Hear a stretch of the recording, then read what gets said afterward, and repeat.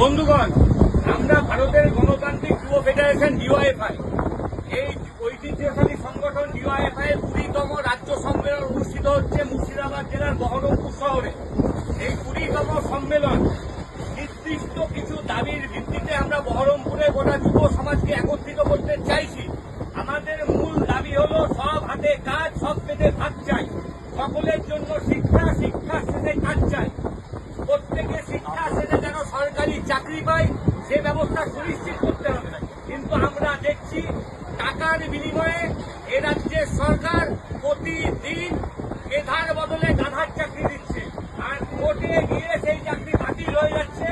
চাকরি করা যোগ্য শিক্ষকরাও ভবিষ্যতের দিকে চলে যাচ্ছে। আমরা দেখছি রাজ্যের মুখে আর্থিকরণের মতো ঘটনা। নিজের কাজের জায়গাতে আজকের দিনে দাঁড়িয়ে একটা ডাক্তারকে মার্ডার হতে হচ্ছে, আর সেটাকে ধামাচাপা দেওয়ার চেষ্টা করছে এ রাজ্যের সরকার।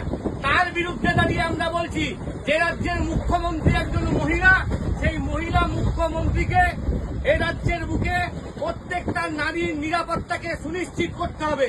আমরা বলছি যে বাংলার বুকে প্রতিদিন পরিযায়ী শ্রমিকের সংখ্যা বাড়ছে, প্রতিদিন কাজের জন্য পরিবার পরিজনকে ছেড়ে প্রতিদিন কাউকে দুবাই, কাউকে কেরালা পরিবারকে ছেড়ে চলে যেতে হচ্ছে। আমরা বলছি সমস্ত বেকার যুবককে এ রাজ্যের বুকেই কাজের ব্যবস্থা করতে হবে। যদি দিদিমণির ভাইপো আজকে এ রাজ্যের বুকে তোলাবাজি করে, টাকা চুরি করে, বালি চুরি করে এ রাজ্যের বুকে থাকতে পারে, তাহলে কেন আজকের দিনে শিক্ষিত বেকারদেরকে এ রাজ্য ছেড়ে চলে যেতে হচ্ছে? তার প্রতিবাদে আমাদের 20তম সম্মেলন। সেই 20তম সম্মেলন 21, 22, 23 জুন যখন বহরমপুরে হবে, আমরা নিশ্চিতভাবে সেখানে দীর্ঘ আলোচনা করব যে আগামী দিনে যুব সমাজ কোন দিকে যাবে, যুব সমাজের ভবিষ্যৎ কি হবে, সেই সবটা নিয়ে আমরা আলাপ আলোচনা করব। আর এই সম্মেলন যাতে সফল হয়, সফল হওয়ার জন্য সমস্ত মানুষের কাছে আমরা আহ্বান জানাচ্ছি, আপনারা ডিওয়াইএফআই এর পাশে থাকুন আর এই সম্মেলনকে সফল করুন। আমাদের